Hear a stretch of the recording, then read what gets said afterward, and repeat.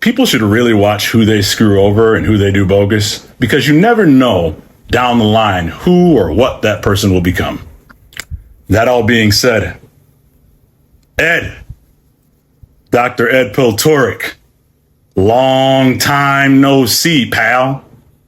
Of course, you probably don't remember me, but I remember you. You'd remember me when I looked like this.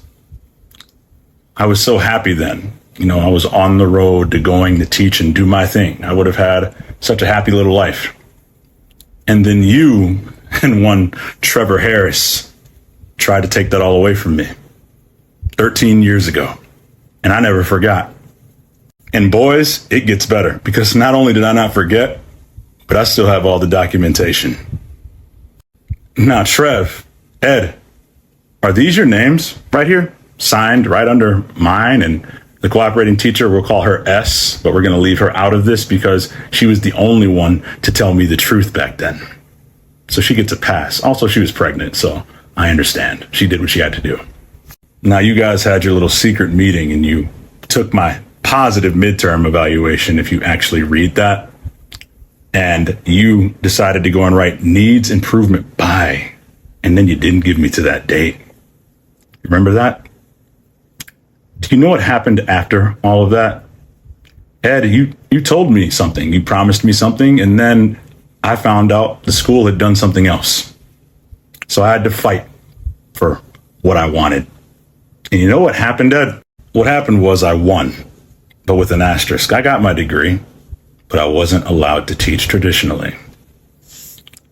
And so I went to my lawyer, and I could have got you in a courtroom all those years ago. And I had a case, a great case, in fact, but it would have put me back in the same program, and other colleges might have blackballed me when I wanted higher degrees. Plus, I knew someday I'd get my day. Well, it's time to pay the piper, both of you. So the story goes, I moved on to pursue other things and let you continue your happy little lives for the next 13 years, because I knew one day I wanted to make sure that you never did what you did to me to anyone else. Because while you two tried to end my educational journey before it ever got started, as it turns out, it was just getting started. Take a look at the last 13 years, boys.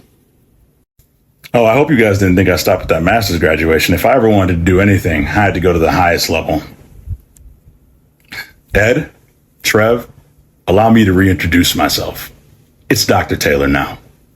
And I'm sure the court of public opinion would love to hear the story. Somebody in my comments was like, you held a grudge for that long? A grudge? A grudge implies that there's anger and that I resent them for what they did. I no longer resent them. I'm grateful. Without them, there would be no that. So I'm assuming the next question I'm going to get is, why are you doing this, Doc? It's my canon event. I'm just telling the story. The fact that it, possibly may ruin two people's lives, that's their fault. They're the ones who screwed up, not me. But it's partially because, when they signed that paper that I showed you guys in the last clip, I made them a promise if they did not follow through. And then they tried to sweep me under the rug. So I'm here to collect. Here's the thing. I said I'd see them in court. I never said which court. In civil court, this whole thing could be settled out and no one would ever know a thing that they did. That's not enough for me. Vengeance. I've had 13 years for vengeance. Trust me, I'm good. They're just a part of the story. And unfortunately, they're the villains in it. Not my fault how the world's going to see that. Maybe you should ask Ed why he told me that graduation would go off without a hitch. And then it didn't. Sure, I walked, but then I found out that wasn't the case, and I had to fight tooth and nail to make sure I got my degree for 3 months. See, my degree may say December of 2013, but I didn't get it until March of 2014, thanks to him.